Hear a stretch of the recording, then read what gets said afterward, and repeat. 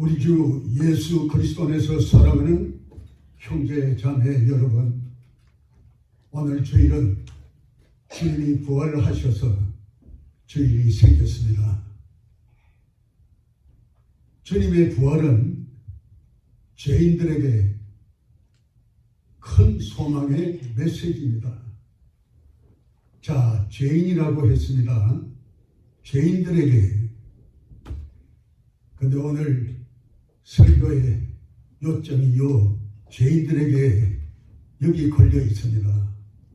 오늘 베드로나 요한이나 이 성경을 기록한 사도 요한이나 다 죄인들입니다. 설교는 저도 죄인이고 우리 모두가 다 죄인들입니다. 물론 구원받은 죄인들입니다. 그런데 죄인으로서 소망이 주님에게 있다고 하는 말은 이 부활 역사를 이루시고 생명을 재창조하신 우리 주님으로부터 우리가 새 출발을 할 수 있기 때문에 그렇습니다. 5주년을 보낸 우리 사모하는 교회가 6주년, 10주년, 20주년, 50주년을 향해서 주님은 오시겠고 향해서 가는 모든 길에, 모든 우리의 행진에 이 부활의 신앙이 우리에게 소망을 준다는 겁니다. 그 죄인들은 누구였는가? 여전히 죄를 지으면서 교회 나오고 여전히 예배 드리면서 범죄하고 여전히 하나님을 사랑하고 믿는다고 하면서 죄 가운데 사는 죄인들을 말하는 것입니다. 우리는 오늘 조금 내려놓고 성경을 돌아가서 베드로를 보면 알 수 있습니다. 특권을 받은 베드로, 주님의 사도로서 엄청난 체험을 했습니다. 오늘 물고기 잡는데 이 밤에 한 마리도 잡지 못했다는 21장에 읽지 않았지만 전반부에 나옵니다. 오늘 읽은 성경은 요한이 기록한 요한복음 맨 마지막 장의 21장, 거기에 포함된 말씀입니다. 우리가 조금 앞으로 가보면 베드로는 대단한 그런 체험을 했습니다. 누가복음 5장에 보면 베드로가 그 밤에 물고기 또 한 마리 잡지 못하는 때가 있었습니다. 그때 주님이 오셔서 베드로의 배를 타시고 거기 모인 무리들에게 하늘의 복음을 선포하셨죠. 그리고는 베드로가 지금 한 마리도 잡지 못하고 착잡하니까 베드로에게, 베드로야, 그물을 좀 깊은 데로 한 번 더 던져봐라. 물고기 잡을 수 있다. 주님이 제안하시니까 베드로가 선뜻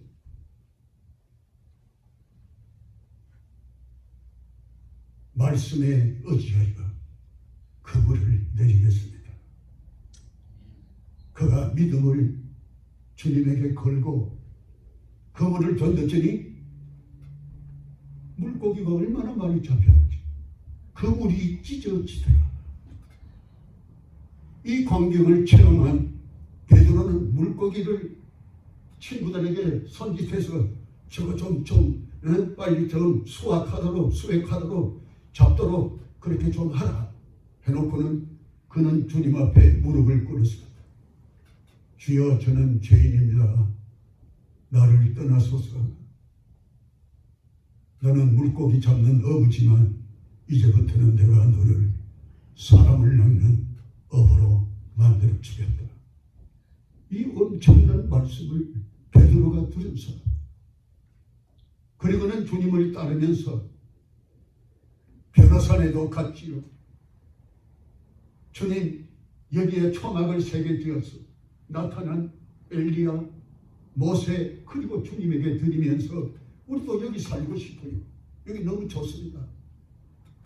하늘에서 음성이 있어서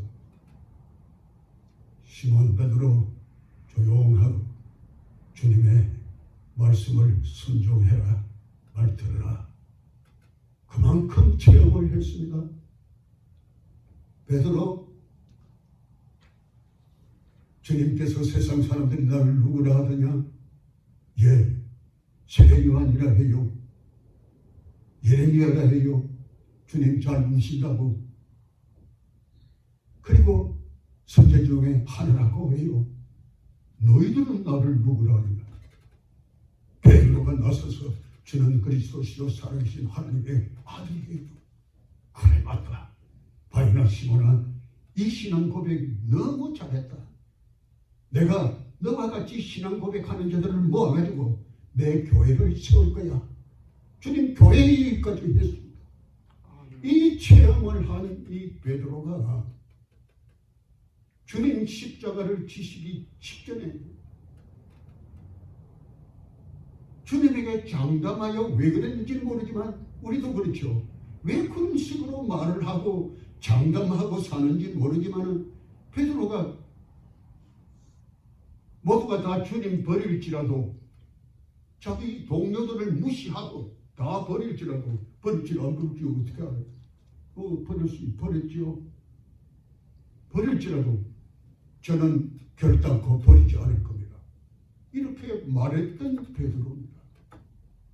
그런데 주님이 베드로에게 이날 밤에 다 울기 전에 네가 나를 3번 부인하리라. 자, 여기에 우리 죄인들의 딜레마가 있습니다. 주님 말씀했습니다. 다 울기 전에 3번 네가 나를 부인하리라. 이 말씀대로 가야 되겠습니까? 내가 가슴이 펄펄 뛴다고 아까도 또 장담한 말까지 했으니까 뭐 그럴 리가 있겠나? 내가 주님을 버린다니? 주님을 거절하고 부인한다니? 있을 수 없지. 마음으로 베드로가 이런 죄악을 범하고 있는 거지. 말씀하신 분이 누구니? 하나님의 아들이라고 고백한 그가 하나님의 아들을 벌써 부정하는 거죠. 그래서 그는 대제사장의 뜰 아래서 3번씩이나 왜 그런 기회가 왔는지 주님이 그런 기회가 올 것을 아셨죠. 베드로가 3번 주님 딱 잘라 모른다고 부인하고 나중에는 내 목에 칼이 들어와도 우리말로 말하면 그거예요. 저주하면서 한 말은 내 목에 칼이 들어와도 내가 주님 모른다 라고 잡아들였어요. 그 이후로 어떻게 되겠습니까? 베드로에게 밤이 찾아왔어요. 어두운 밤이 찾아왔어요. 골짜기가 찾아왔어요. 그의 이 죄악과 주님을 부정한 이 죄악과 최고의 혜택을 누린 그가 사도 중에도 앞장서서 그래도 제일 간다 할 수 있는 베드로가 주님을 3번 부인하고 난 후에 그에게는 밤이 계속되었습니다. 어두운 밤이 계속되었습니다. 그는 주님에 대한 그 부인한 그것 때문에 그것을 해결하지 못하고 어두운 밤을 계속했습니다. 아마 주님 부활하셨죠? 이제 그리고는 베드로 개인에게 만나 주셨어요. 베드로 만났습니다. 그렇지만 이 문제는 주님이 해결해 주시지 않았습니다. 아직 그전 내가 부활했다. 그것만 도망갔던 베드로를 만나시고 개인적으로 만나시고 내가 부활했다. 그 정도는 알려주셨죠. 그날 주님은 베드로가 3번 주님을 부인한 것이 무엇이에요? 결과가 사도직을 팽개친 겁니다. 내가 무슨 사도냐 할 수 있는 그런 행실을 보인 것이다.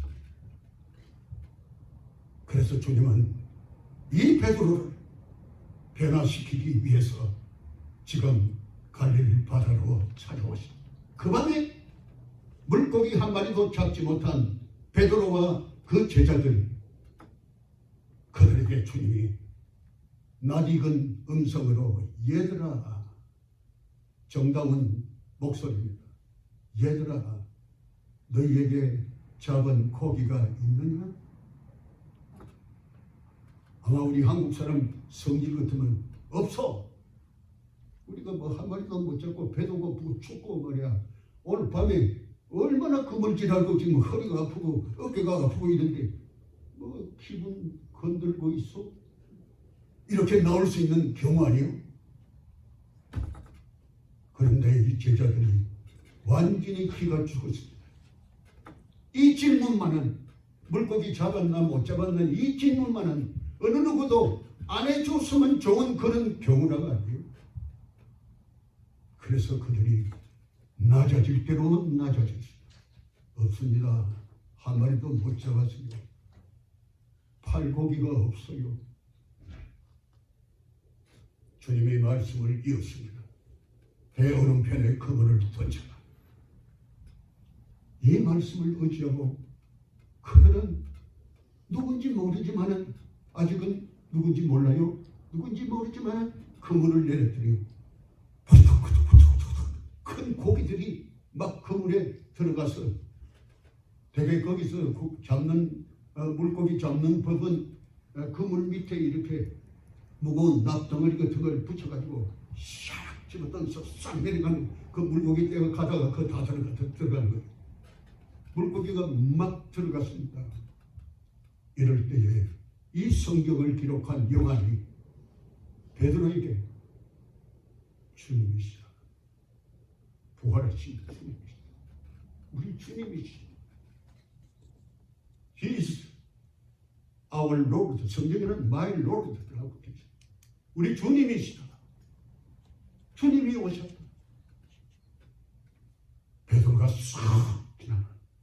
누가복음 5장에 있는 대로 너 물고기 잡는 어부지만 사람 낚는 어부 되게 하리라 하는 그날이 생각이 착 와서, 그래서 그는 벗었던 어부 옷옷을 벗고 물에 뛰어내려서 주님에게로 갔어. 가보니까 9절에 21장 9절에 거기 숯불이 피어져 있어요. 거기 물고기가 올려져 있어요. 구워져 가고 있고, 떡도 거기 있습니다. 떡빵이죠. 빵도 거기 있습니다. 이거 어디서 왔어요? 부활하신 주님, 하나님의 능력으로 숯불아 불 피워라. 물고기도 우리 제자들 좋아하는 물고기 거기 올라가고, 떡도 올라가고, 주님이 창조의 능력으로 그거 할 수 없어요. 그리고 제자들을 기다리신 것입니다. 제자들이 다 올라왔어요. 그럴 때 주님이 너희 잡은 물고기 좀 가져오너라. 너희들 잡은 고기도 여기 올리라. 실은 예수님이 잡았지만 제자들이 잡았다고 인정해 주는 것입니다. 기도하여 이룬 모든 응답들이 주님이 하신 일이지만 너 기도로 이루었다고 우리에게 축복해 주시는 하나님입니다. 우리 주님입니다. 5년 동안 우리 목사님 목회하신다고, 우리 장로님 목회하신다고, 우리 교우님들 다 목회하신다고 어려움이 많지.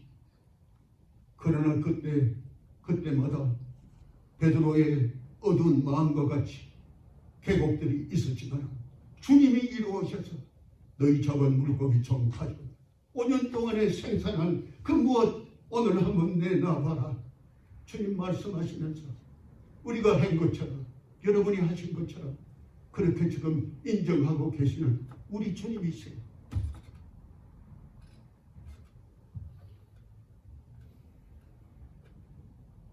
주님께서 이제 성경 보세요. 거기 13절 거기 보면은 예수님이 식당의 웨이터처럼 제자들이 둘 앉아있고 숯불 피우는 그 고기 지금 유대인들은 빵을 먹는데 이 고기가 아주 넣어갖고 먹는 게 맛있는가 봐요. 그러니까 오병이어 기적이 일어날 때도 물고기와 보리떡 그렇게 나오잖아요. 거기 맛있는 것 같아요. 그래서 주님이 이걸 가지고 제자들이 가서 다 이렇게 주님이 손수 그렇게 했습니다. 부활하신 영광의 주님이 죄인들에게 빵을 주고 생선을 주고 이렇게 더 많이 먹어라. 오늘 피곤했지. 오늘 지쳤지. 어두웠지. 얼마나 피곤하냐. 휴식 취하거나 하면서 주님이 위로의 음성으로 지금 제자들에게 터치하고 있는 것입니다. 우리가 믿는 주님이 이 주님입니다. 그래서 이 사도 요한이 이 성경을 기록한 것입니다. 마태복음 28장 부활장, 마가복음 16장 부활장, 누가복음 24장 부활장, 즉 마지막 장 부활장이에요. 요한복음 20장이 부활장입니다. 근데 21장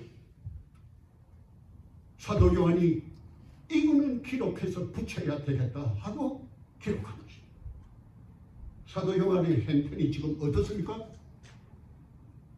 베드로도 순교했고 다른 사도들 다 순교했고 자기는 나이가 지금 90세입니다. 90세 넘었습니다. 그럴 때 요한복음 썼어요. 90세 넘어가지고 떨리는 손으로 했는지 자관 기록을 했어요. 그때가 언제냐?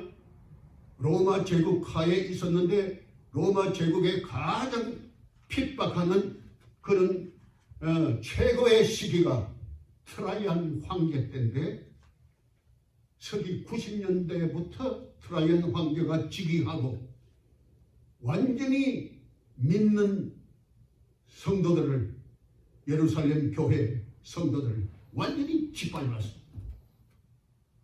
그러니까 어떻게 되죠?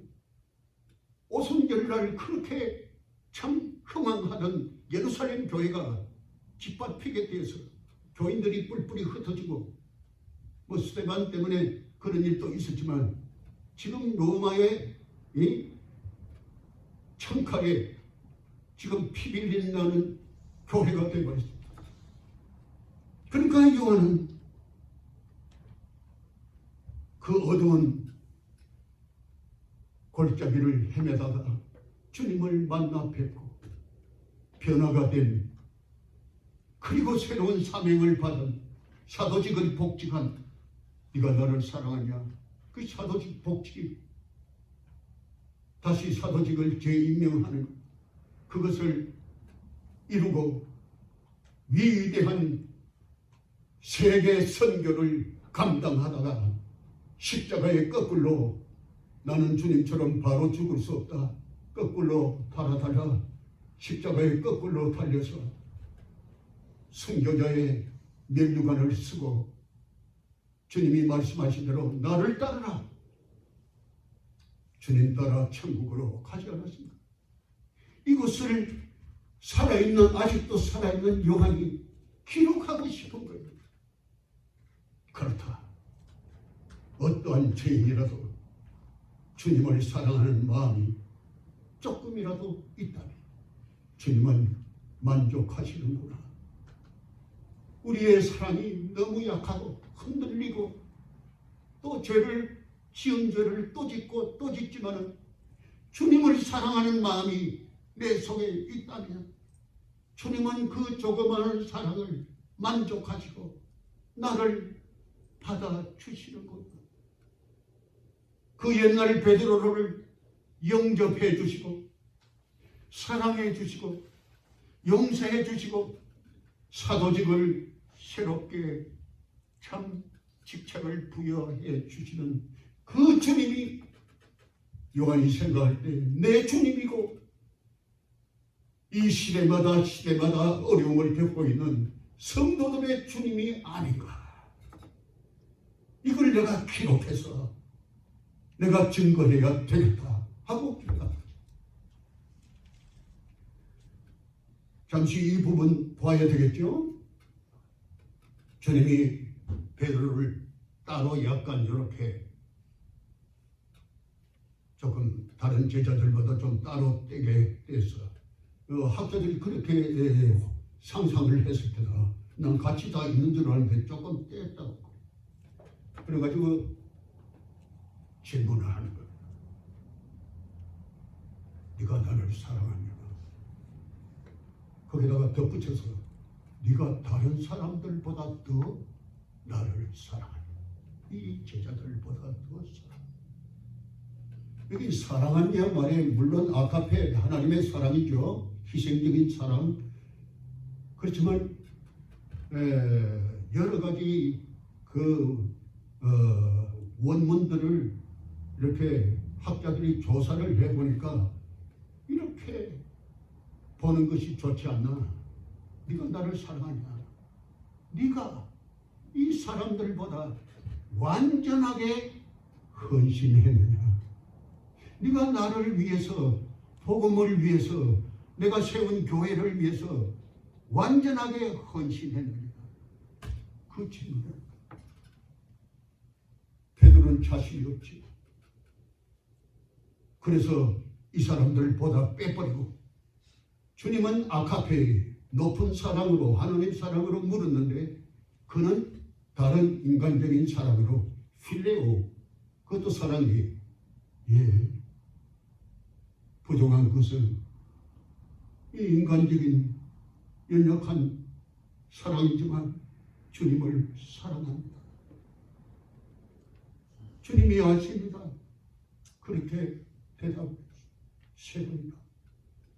그래서 주님이 내가 세 번 주님 부인할 것이다.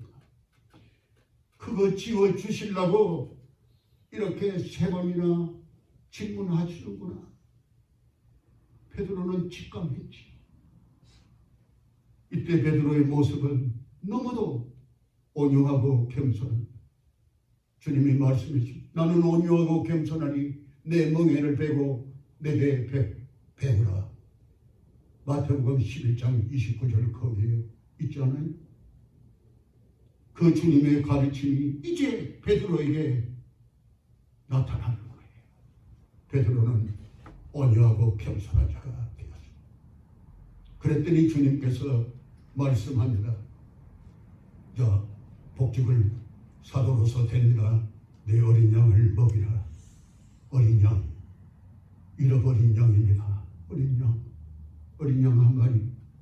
목자가 찾고 찾기 위해서 꼴짜기로 헤맨다 했죠. 찾으면 매고 잔치까지 했잖아요. 그 어린 양, 믿다가 낙심한 자, 지금 너무 사업이 안 돼서 실망하고 있는 자, 아이들이 문제가 생겨가지고 이민 와서 잘하려고 했는데 안 되니까 마음이 갈래갈래로 찢어진 사람, 교회 왔다 안 왔다 왔다 안 왔다 하기 쉽잖아요. 이런 사람들이 다 어린 양입니다. 주님은 그 어린 양을 찾으라는 겁니다. 교회의 근본은 어린 양을 찾는 것입니다. 범죄하고 타락하고 교회와 세상이 완전히 밟아버린 그런 사람들이라도 주님은 그들을 찾으실 겁니다. 이게 기독교의 사랑인 것입니다. 주님의 십자가의 사랑인 것입니다.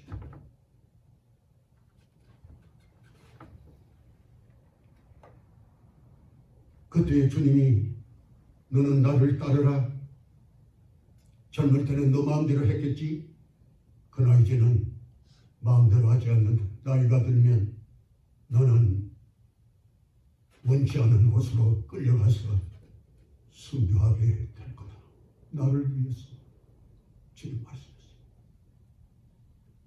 그런데 뒤로 돌아보니까 주님 따르라 했으니까 주님 앞장서셨고 베드로가 가는데 요한이 따라오는 거야. 그래서 번뜩 나는 죽는데 저 친구는 죽는지 사는지 호기심이 났을지 경쟁심이 났을지 또는 우리 인간의 말로 한국 사람 말로 직구적 생각이 났는지 모르지만 질문을 한 거예요. 주님, 저 친구는 어떻게 될 겁니까? 주님 대답이 내가 올 때까지. 주님 반드시 옵니다. 재림 있습니다. 여기도 분명히 주님 말씀하고 승천하셨어요. 내가 올 때까지 그를 살려둔다 할지라도 네게 무슨 상관이냐. 이것이 오늘 6주년을 향하는 사모하는 교회에 주님이 주시는 말씀입니다. 네게 무슨 상관이냐. 무슨 말이에요? 나에게만 집중해라. 너의 구주에게만 집중해라. 구주만 사랑해라. 세상 사랑은 참 고만하고 주님에게 좀 더 사랑해라. 친구 사랑 좀 고만하고 주님에게 더 사랑해라. 주님의 교회를 좀 더 사랑해라. 주님의 복음을 더 사랑해라. 어려운 어린 양 한 마리를 더 사랑해라. 다른 생각하지 말고 주님이 그렇게 하셨어요.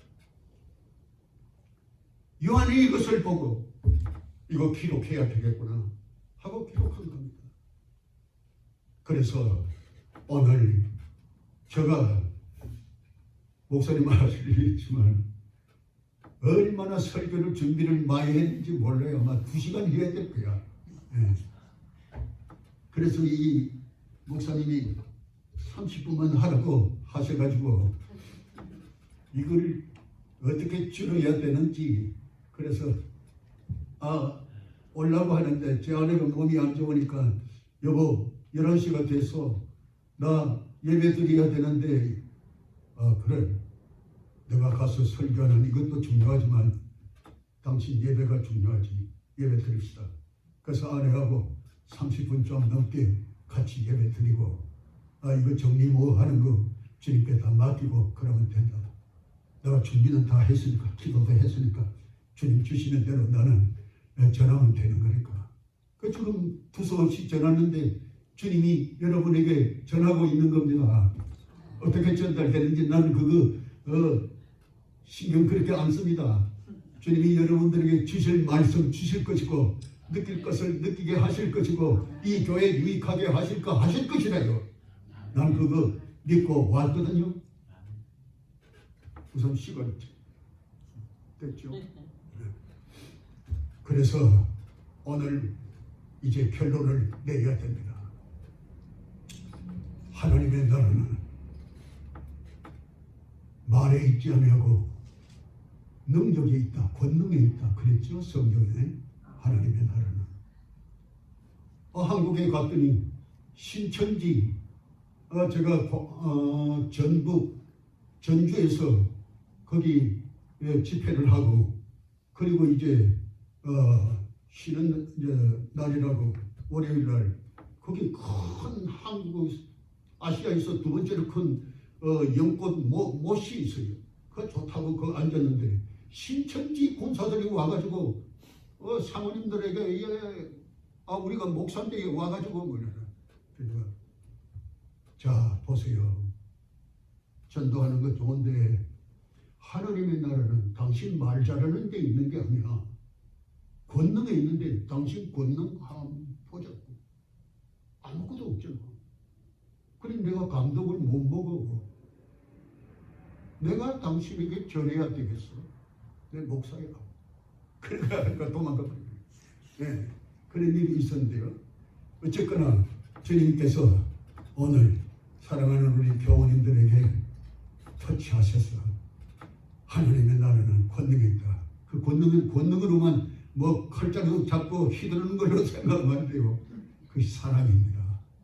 그 사랑은 아까 바오 하나님 사랑인데 희생하는 사람 어린 양 하나를 영접해주는 아무도 거들떠보지 않는 그 생명을 주님이 너무도 사랑하시고 영접하시기를 원하니까 대신 주님 대신 저가 그를 맞이해야 됩니다.